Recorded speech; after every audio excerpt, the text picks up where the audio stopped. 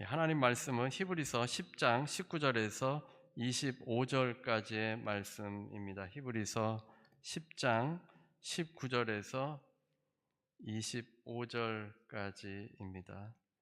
히브리서 10장 19절에서 25절입니다. 히브리서 10장 19절에서 25절, 우리 같이 함께 히브리서 10장 19절에서 25절 우리 같이 함께 합독하겠습니다. 그러므로 형제들아, 우리가 예수의 피를 힘입어 성소에 들어갈 담력을 얻었나니 그 길은 우리를 위하여 휘장 가운데로 열어 놓으신 새로운 살 길이요, 휘장은 곧 그의 육체니라.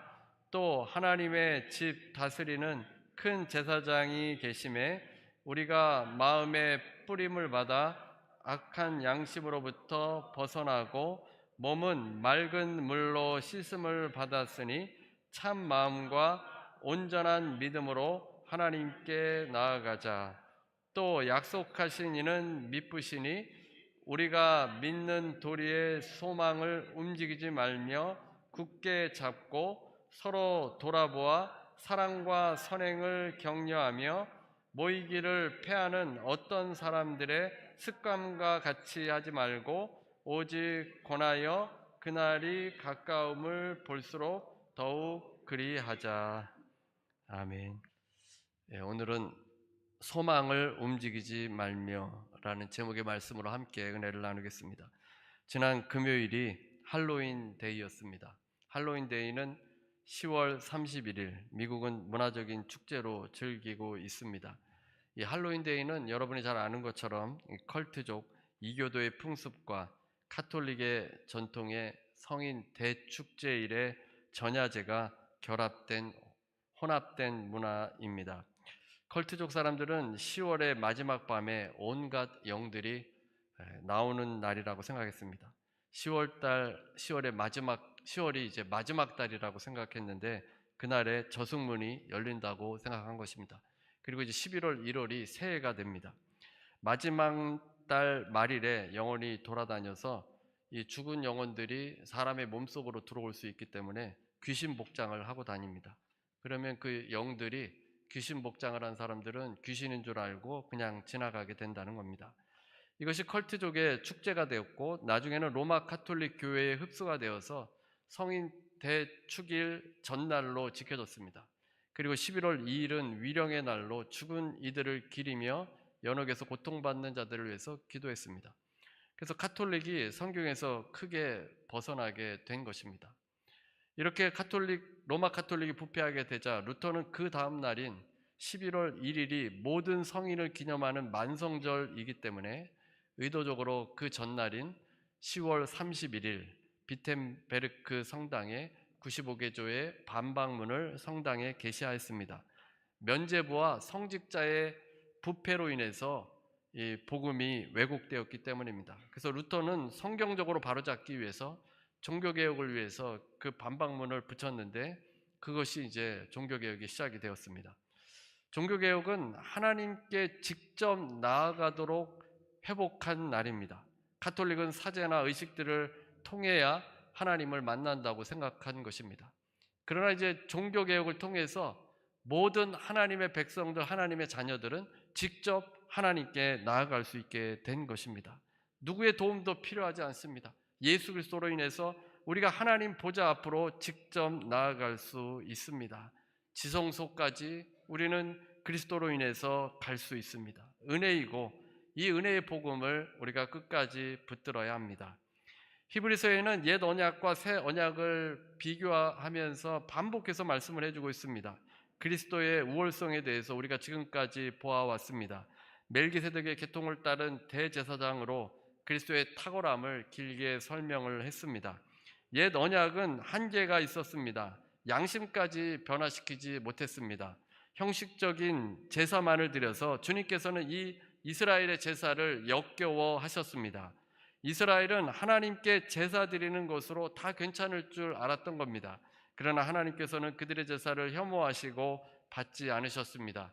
그들의 삶에서 변화가 없이 그저 제사만 드리면 된다고 생각한 것입니다. 이에 더 좋은 언약이 새 언약입니다. 더 좋은 이유는 더 좋은 약속이 있고 더 좋은 소망이 있기 때문입니다. 옛 언약의 문제는 죄를 제거하고 그 사람을 온전하게 하지 못했습니다.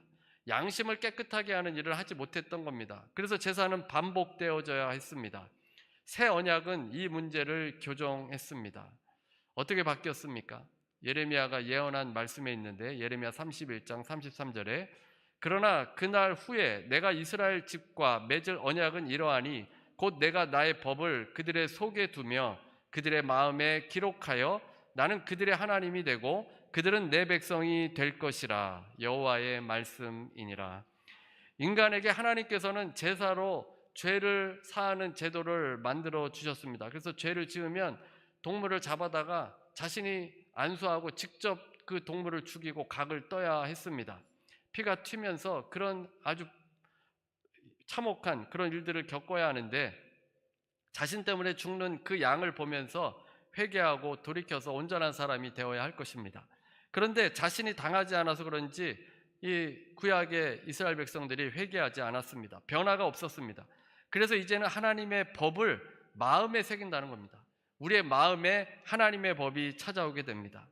더러운 샘에는 더러운 물만 나옵니다. 아무리 주의 안경을 바꿔도 샘이 더러우면 더러운 물만 낼 뿐입니다. 샘이 오염되면 오염된 물만 내게 됩니다. 그래서 샘을 바꿔야 하는데 말씀이 샘을 바꾸는 것입니다. 마음에 말씀이 새겨져 있으면 하나님의 법을 생각하게 됩니다. 나쁘게 행동하려고 해도 마음에 법이 새겨져 있으면 양심의 가책을 느끼게 됩니다. 예레미야는 이것을 마음의 할례라고 불렀습니다. 마음이 할례 받아서, 원래는 우리가 내 중심적인 그 악한 본성을 가졌는데 마음에 이 하나님의 율법이 심겨지면 마음이 할례를 받아서 양심의 가책을 받아 새롭게 되는 겁니다. 에스겔 선지자는 돌처럼 굳은 마음을 제거하고 부드러운 마음을 준다고 했습니다. 마음이 부드러워진다는 겁니다. 사람이 언제나 내 중심적이지 않습니까? 남을 압제하려고 합니다. 악한 마음이 있습니다. 이 고질병을 고치려면 우리 마음에 하나님의 법이 새겨져야 합니다. 그래야 변화가 옵니다. 그렇게 되면 하나님께 순종하는 백성이 되고 그들은 나에게 백성이 되고 나는 그들에게 하나님께서 하나님이 된다라고 하셨습니다. 이 새 언약은 예수께서 인간의 역사에 오셔서 십자가에서 제물로 바쳐졌습니다. 하늘 성소에 제사를 드린 겁니다. 십자가에서 대제사장이 되시고 자기 몸을 제물로 드려서 단번에 우리를 위해서 제사를 드리신 것입니다. 우리의 죄를 용서하시고 더러워진 우리를 거룩해 하셨습니다. 이 제사는 구약 때 계속 해오던 일입니다. 번제, 화목제, 또 속죄제, 속건제 등을 드릴 때는 속죄제를 드릴 때는 이 동물을 흠없는 짐승을 잡아야 합니다. 그래야 사함을 받습니다. 예수께서 그 방식대로 자신의 몸을 희생해서 더 이상 제사를 드리지 않도록 완전한 제사를 드려 주셨습니다. 이 제사를 통해서 하나님께서는 우리 죄를 기억하지 않으십니다. 우리의 죄와 불법을 기억하지 않고 용서해 주셨습니다. 과거가 청산되고 새로운 시작이 오게 되었습니다. 새 언약에서 만일 우리가 달라지지 않는다면 어떻게 되겠습니까? 예수님의 제사는 단지 죄를 속하는 정도가 아니라 죄를 제거하는 수술을 합니다. 우리 양심에 암세포들이 있는데 심장에 하나님의 율법이 새겨지면 그 암세포들을 제거합니다. 그래서 이 하나님의 율법, 하나님의 말씀이 얼마나 딱딱합니까? 근데 시편 기자가 고백한 것처럼 그 말씀을 즐거워하고 주야로 묵상한다고 했습니다. 우리의 마음에 이 말씀이 새겨지게 되는 겁니다. 우리 마음이 변해서 하나님의 말씀이 꿀처럼 달고 기쁘게 그 말씀을 받아들이게 되어집니다. 이 언약은 영원히 지속됩니다. 죄의 문제를 더 이상 신경 쓰지 않아도 됩니다. 이제 이 말씀을 이 히브리서 말씀에서 우리에게 주고 있는 건데 이 말씀을 읽고 있는 히브리 크리스찬들, 유대인 크리스찬들이죠. 그들은 어떤 마음이 들겠습니까? 유대인들은 자신의 죄의 문제를 해결하기 위해서 이 제사를 드렸는데 이제 제사를 드릴 필요가 없다는 겁니다. 근데 예수님을 믿어도 자신이 크게 달라진 것이 없어 보입니다. 그리스도의 새 언약을 믿고 여전히 부족한데 그냥 제사를 드리지 않아도 된다는 것입니다. 그래서 이것에 대해서 의문점을 갖고 유대인 크리스찬들은 다시 유대교로 돌아가려고 하는 사람들이 생겨났습니다. 짐승이라도 잡아야 자신의 죄가 조금 가려지는 것 같았기 때문입니다. 그래서 히브리서 기록자는 예수님이 우리 양심을 죽은 행위에서 깨끗하게 하셨다, 이것을 믿으라는 겁니다. 죄성을 여전히 가지고 있는 우리에게 새 언약으로 초대를 하는 것입니다. 하나님께서 그리스도를 통해서 완성하신 일을 확신하면서 동시에 아직 죄성을 지닌 몸으로 우리가 이 땅에서 살아가게 됩니다. 그리스도인들은 이런 모습인데 하나님께 은총을 받았기 때문에 그 은총의 그 은혜를 따라서 이제 죄와 싸우는 인생이 된 것입니다. 그리스도께서 행하신 이 은혜를 생각하면 우리의 정체성이 분명해지기 때문에 죄와 멀어지게 됩니다. 한 번에 되지 않을 수 있지만 우리가 예수 그리스도의 자녀이고 하나님의 자녀이고 백성이라는 이 정체성이 확실해지면 죄를 싫어하게 되고 죄와 맞서게 됩니다. 그래서 죄 가운데 있을 때 나는 새로운 피조물이다 라고 선언해야 합니다. 나는 새 언약에 속한 자다라는 정체성이 세워지도록 해야 합니다. 이제 본문에서 다시 정리하고 교훈의 말씀을 주고 있습니다. 19절 말씀입니다. 19절. 그러므로 형제들아 우리가 예수의 피를 힘입어 성소에 들어갈 담력을 얻었나니, 그러므로로 연결되고 있습니다. 형제들아 예수의 피를 힘입어 성소에 들어갈 담력을 얻었나니, 그리스도께서 하신 일을 다시 생각하면서 예수의 피를 힘입어서 성소에 들어갈 수 있습니다. 여기서 성소는 지성소를 말합니다. 대제사장만 1년에 한 번 들어가던 그 거룩한 곳을 예수의 피로 인해서 우리가 들어갈 수 있습니다. 당당하게 들어갈 수 있습니다. 그리스도께서 선구자가 되어주셔서 먼저 들어가셨고 우리는 그 피로 인해서 따라 들어갈 수 있습니다. 예수님의 손을 붙잡고 하나님이 임하시는 은혜가 넘치는 은혜의 보좌 지성소까지 들어갈 수 있게 된 겁니다. 유대인들에게 이 일은 놀라운 일입니다. 일반 백성들은 성소에도 들어갈 수 없습니다. 성소에는 제사장만 들어갈 수 있고, 그리고 지성소에는 대제사장만, 그것도 1년에 한 번 두려워하면서 들어갈 뿐이었습니다. 그런데 예수 그리스도로 인해서 우리 모두가 거기에 들어갈 수 있다는 것입니다. 그 다음에 21절입니다. 21절. 또 하나님의 집 다스리는 큰 대제사장이 계심에, 하나님의 집을 다스리는 큰 대제사장 예수께서 계시는 겁니다. 그 예수님께서 우리를 도우시고 인도하시니 하나님께 나아가자는 것입니다. 이제 우리가 어떤 마음의 자세가 되어야 하는지를 22절에 또 말씀해 주고 있습니다. 22절. 우리가 마음에 뿌림을 받아 악한 양심으로부터 벗어나고 몸은 맑은 물로 씻음을 받았으니 참 마음과 온전한 믿음으로 하나님께 나아가자. 참 마음과 온전한 믿음으로 나아가자. 예배 드리라는 겁니다. 참 마음과 온전한 믿음. 우리의 죄가 다 사함을 받았는데 우리가 무엇을 해야 합니까? 하나님을 예배해야 합니다. 그리스도의 피가 우리의 양심을 깨끗하게 했기 때문에 우리가 참 마음과 온전한 마음으로, 온전한 믿음으로 하나님께 나아갈 수 있게 되었습니다.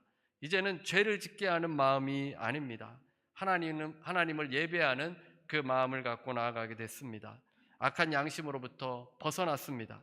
몸은 맑은 물로 씻음을 받았습니다. 세례를 받아서 우리가 씻음을 받아서 이 온전한 마음으로, 믿음으로 하나님을 예배할 수 있습니다. 이제 우리가 새로운 마음과 몸을 가진 존재들인데 우리가 해야 할 일은 온전히 하나님을 예배하는 일이고, 직접 주님을 만나서 하나님께 이제 예배하는 특별한 존재가 되었습니다. 그 다음에 23절입니다. 23절. 또 약속하신 이는 미쁘시니 우리가 믿는 도리의 소망을 움직이지 말며 굳게 잡고, 이제 단단하게 붙잡아야 할 것이 무엇인지를 제시합니다. 믿는 도리의 소망입니다. 장차 성취하게 될 소망에 대한 내용으로 된 신앙 고백이라는 의미를 가지고 있습니다. 소망은 예수 그리스도를 통해서 영광스러운 이제 일들이 일어나게 될 텐데 그 미래적인 사건을 붙드는 것입니다. 움직이지 말고는 흔들리지 않고라는 뜻입니다. 흔들리지 말고 이 소망을 붙들라는 것입니다. 신앙을 위협하는 것들은 어느 시대에나 있었습니다. 박해나 위협이든 우상이나 만모니즘이든 신앙을 떠나게 하는 것들이 항상 존재합니다. 성도들은 흔들림 없이 굳게 잡으라고 했습니다. 하나님은 미쁘시니라는 말은 신실하시다는 겁니다. 하나님께서 이랬다 저랬다 하시는 분이 아니라 한번 말씀하시면 그 약속을 반드시 지키시는 분이십니다. 마태복음 5장 18절입니다. 진실로 너희에게 이르노니 천지가 없어지기 전에는 율법의 1.1획도 결코 없어지지 아니하고 다 이루리라. 하나님께서 말씀하신 것 반드시 이루어진다는 것입니다. 하나님이 신실하시기 때문입니다. 그래서 이 소망을 굳게 잡아야 합니다. 신실하신 하나님을 여러분이 믿어야 합니다. 사실 우리가 고난이 있고 힘들 때에만 하나님을 떠나거나 또 흔들리는 것이 아닙니다. 풍족할 때도 여러분의 신앙이 흔들릴 수 있습니다. 신명기 32장 15절인데 모세가 예언합니다. 그런데 여수론이 기름짐에 발로 찼도다. 내가 살찌고 비대하고 윤택함에 자기를 지으신 하나님을 버리고 자기를 구원하신 반석을 업신여겼도다. 이제 이스라엘 백성들이 가나안 땅에 들어가면, 여기서 여수론은 이스라엘을 말하는 애칭입니다. 이스라엘이 풍요롭고 윤택하게 될 텐데 그때 이스라엘이 하나님을 버리게 됩니다. 우상을 섬기게 되고 가나안의 신을 섬기게 됩니다. 기름짐에 발로 찼도다. 은금이 가득하고 풍요로울 때 하나님보다 다른 우상을 찾게 된다는 것입니다. 요즘도 마찬가지 아닙니까? 우리가 다 풍족하게 살고 요즘 굶어서 죽는 사람은 없지 않겠습니까? 근데 너무 풍요로우니까 교회를 떠나고 하나님을 떠나게 되어집니다. 우리를 흔들 수 있는 요인들은 박해나 고난뿐만 아니라 풍요에도 있음을 우리가 기억해야 합니다. 무엇보다 우리는 신실하신 하나님 붙들고 이 세상이 다가 아니지 않습니까? 오직 그 신실하신 하나님 약속의 말씀 붙들고 우리가 담대히 살아갈 수 있어야 합니다. 알리스토 맥그리스의 기독교 변증이라는 책에서 믿음에 대한 변증이 있습니다. 철학자 줄리아 크리스테반은 내가 어느 종교에 속하든 속하지 않든 간에, 내가 불가지론자든 무신론자든 간에 나는 믿는다라고 말할 때 내 말은 나는 그것이 참이라고 여긴다라는 뜻이다라고 했습니다. 그러니까 무신론자들도 내가 말하는 것이 참이다라고 믿는 것입니다. 무신론자들이 주장하는 것을 100%다 증명할 수 없지 않겠습니까? 논리나 과학으로 신이 없다고 증명할 수 없습니다.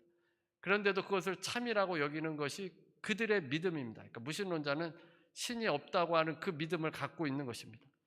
우리가 믿는 믿음은 참이라고 믿는 것입니까? 알리스타 맥그레스는 훨씬 많은 것을 포함한다고 했습니다. 그리스도인들에게 믿음은 단지 하나님이 존재한다, 이것을 믿는 것뿐만 아니라 하나님께서 사랑이 넘치시고 하나님께서 전능하시고 지혜로우시고 선하신 분이심을 발견하는 것이 믿음이다라고 했습니다. 그분을 만나서 이제 그분께 헌신하며 그분을 위해서 사는 것이 믿음인 것입니다. C.S. 루이스는 우리가 마주하는 대상은 우리의 동의를 요구하는 논증이 아니라 우리의 신뢰를 요구하는 인격체이다. 하나님께서는 신실하셔서 약속을 결코 어기지 않으시는 분이시기 때문에 우리에게 그런 은총을 주셨는데, 하나님은 인격체이시기 때문에 여러분도 하나님을 신뢰하기를 기대하신다는 겁니다. 그리고 여러분이 그 하나님을 신뢰하는 것이 믿음인 것입니다. 믿음이란 단지 누군가가 존재한다고 믿는 게 아니라 그를 신뢰하는 것입니다. 하나님께서 신실하시니 그 하나님을 신뢰하는 것이 기독교 신앙입니다. 하나님이 있다는 것은 귀신들도 알고 떨고 있습니다. 사람들에게 논증으로 하나님이 있다고 증명하는 것으로 사람들이 회심하지 않습니다. 논증이 아니라 공감입니다. 하나님에 대한 지식에 공감하게 될 때 그들도 믿음을 갖게 됩니다. 하나님을 직접 만나거나 체험하면서 믿음을 갖게 된다는 것입니다. 변증이나 논증은 회심을 위해서 길을 트는 것입니다. 하나님이 존재한다고 어떻게 다 증명할 수 있겠습니까? 그러나 하나님께서 존재한다고 믿는 믿음이 무엇보다 중요하다는 것을 깨닫게 하기 위해서 변증하는 것입니다. 그래서 그들도 하나님의 약속을 신뢰하도록 그렇게 초대하고 그들에게 증거하는 것입니다. 이제 실천적으로 무엇을 해야 하는지를 24절, 25절에서 말씀해 주고 있습니다. 서로 돌아보아 사랑과 선행을 격려하며 모이기를 패하는 어떤 사람들의 습관과 같이 하지 말고 오직 권하여 그날이 가까움을 볼수록 더욱 그리하자. 예수 그리스도를 알게 되면서 혼자 신앙생활할 수 없다는 겁니다.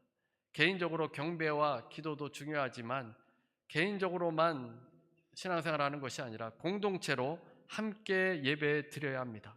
자기 혼자 힘으로 신앙생활하겠다는 것은 위험한 일입니다. 기독교는 공동체입니다. 산에 혼자 올라가서 돌을 닦는 것이 아닙니다. 산에 올라가서 기도할 수는 있지만 다시 내려와야 합니다. 그리고 사람들과 함께 어울리면서 그리스도의 사랑을 전할 수 있는, 사랑과 선행을 격려하며 행하는 삶이 되어야 합니다. 히브리서를 읽고 있는 독자들은 오늘날 우리와 다릅니다. 요즘은 교회에서 상처받고 마음에 들지 않고 여러 가지 일에 몰두하니라 교회 공동체 생활을 싫어합니다. 그러나 그 당시에는 함께 모이게 되면 위험했습니다. 박해가 있던 때였기 때문에 함께 예배를 드리다가 잘못하면 걸려서 옥에 갇힐 수 있었습니다. 그래서 혼자 예배하는 게 훨씬 안전하고 편했습니다. 혼자 예배하는 사람들이 많아진 것입니다. 근데 혼자 예배하는 사람들이 더 많아지게 되면 공동체를 흔들리게 될 것입니다. 교회는 그리스도의 몸이고 성도는 지체들입니다. 유기적으로 연합되어 있습니다. 이 공동체가 중요하기 때문에 이 말씀을 주고 있는 것입니다. 지금 어떤 그런 위험이 있습니까? 오히려 더 편안하기 때문에 혼자 신앙생활 하려고 하는 사람이 늘어가고 있습니다. 가나안 성도라고 하지 않습니까? 인터넷으로 예배드리며 그냥 신앙을 유지하려고 하는데 성경적이지 않습니다. 우리가 함께 모여서 예배하고 사랑과 선행을 격려하는 모습을 하나님께서 기뻐하십니다. 그래서 우리가 신실하신 하나님을 믿고 모이기에 힘써서 사랑과 선행을 격려해야 합니다. 하나님께서 약속을 반드시 이루시는 분이십니다. 신실하신 그 하나님 믿고 소망을 가지면 언젠가 우리가 가진 소망이 더 좋은 소망이기 때문에 하나님의 놀라우신 은혜가 임하게 되어집니다. 러셀 켈소 카터라는 사람이 있는데 그는 타고난 운동선수이자 학생이었습니다. 1864년 15세 나이에 그는 기도 모임 중에 자기 삶을 온전히 하나님께 드렸습니다. 그리고 1869년 펜실베니아 군사학교에서 교관이 되었습니다. 그는 목회자가 됐고 의사이고 작곡가로서의 시간을 보내며 보람있고 다양한 삶을 살았습니다. 하지만 30살에 카터는 치명적인 심장병을 얻어서 죽음의 문턱에 섰습니다. 이제 곧 죽게 될 겁니다. 코니루스 크리스티안스는 그를 보면서 이렇게 기록했습니다. 그는 무릎을 꿇고 약속했다. 낫든 안 낫든 그의 삶은 최종적으로 그리고 영원히 주님을 섬기는 데 바쳐졌다. 그 순간부터 성경이 카터에게 새 생명을 주었고 카터는 성경에서 발견한 약속들에 의지하기 시작했다. 하나님께서 치유하시든 그렇지 않든 그는 믿음에 자기 자신을 헌신했다. 그래서 카터는 이제 심장병 30이라는 나이, 젊은 나이인데 그때 죽게 되었음에도 불구하고 그냥 하나님의 약속을 붙들었다는 겁니다. 죽어도 우리가 하나님 품에 안기게 되니까 그 약속만을 붙든 겁니다. 30의 나이에. 근데 그렇게 약속의 말씀을 붙들었는데 49해를 더 살았다고 합니다. 거의 80세까지 산 겁니다. 30에 심장병에 걸렸지만 이제 49년을 더 살게 되었습니다. 그 어려움의 한복판에도 하나님의 약속을 신뢰하게 되자 하나님께서 그에게 은혜를 내려주신 것입니다. 그 어려움 가운데 그가 찬송가를 탄생시켰는데 찬송가 546장입니다. 주님 약속하신 말씀 위에서라는 곡입니다. 여러분이 찬송가를 가지고 계시면 거기에 보면 R.K. 카터라고 되어 있습니다. 심장병으로 죽음의 문턱에서 그는 신실하신 하나님 그 약속을 붙들었던 것입니다. 그리고 자신이 경험한 신앙을 고백했습니다. 그가 작사 작곡을 다 했습니다. 저는 그 가사를 좋아합니다. 주님 약속하신 말씀 위에서 영원토록 주를 찬송하리라. 약속 믿고 굳게 서리라. 또 2절에서는 세상 염려 내게 엄습할 때에 용감하게 힘써 싸워 이기며 약속 믿고 굳게 서리라. 또 3절 4절에서는 성령으로 힘써 싸워 이기며 성령의 인도하는 대로 행하며 주님 품에 항상 안식 얻으며 약속 믿고 굳게 서리라. 우리에게 주는 메시지입니다. 흔들리지 말아야 합니다. 우리에게 신실하신 하나님께서 새 언약을 주셨습니다. 더 좋은 소망을 우리에게 주신 것입니다. 그 약속 붙들고 소망으로 살아가시는 여러분 다 되시기를 주님의 이름으로 축원합니다. 우리 찬송가 229장 찬송 부르시고 우리가 성찬 함께 하도록 하겠습니다. 은혜로우신 하나님 감사합니다. 우리를 사랑하여 주셔서 예수께서 우리의 대제사장이 되어주시고 우리를 위해서 영원한 제사를 드려주셔서 아버지 우리가 죄가 사함받았으며 하나님의 말씀이 우리의 마음 가운데 들어오게 되었습니다. 이제 아버지 그 신실하신 하나님 믿고 아버지 영원한 그 소망을 갖고 흔들리지 않도록 주님 인도하여 주옵소서. 사랑과 선행을 행하며 살아갈 수 있도록 주님 인도하시고 모이기에 힘쓰는 공동체 될 수 있도록 도와주시옵소서. 아버지 지체들을 위해서 기도합니다. 아버지 육신의 질병으로 고통당하는 지체들 주님께서 만져주시고 회복시켜 주옵소서. 예수 이름으로 명하노니 모든 병만은 떠나갈지어다. 예수 이름 명하노니 심장은 강건하게 될지어다. 예수 이름 명하노니 연약한 부분은 강건하게 될지어다. 아버지 우리 육신이 고침받게 해주시고 하나님의 약속을 믿으며 주님을 증거하고 전파하는 귀한 삶 살 수 있도록 도와주시옵소서. 문제로 어려움을 겪고 있습니까? 주님의 때에 아름답게 해결될 줄로 믿습니다. 담대함으로 살아가게 하시고 믿음으로 견고해질 수 있도록 인도하여 주옵소서. 지금은 우리 주 예수 그리스도의 무한하신 은혜와 아버지 하나님의 극진하신 사랑과 보혜사 성령님의 교통하시고 내주하시고 충만케 하심이 오늘 함께 예배드리는 모든 성도들 위해 개인 가정 일터 위에 그리스도 안에서 소망을 붙드는 모든 성도들 위해 지금부터 영원토록 함께 있을지어다.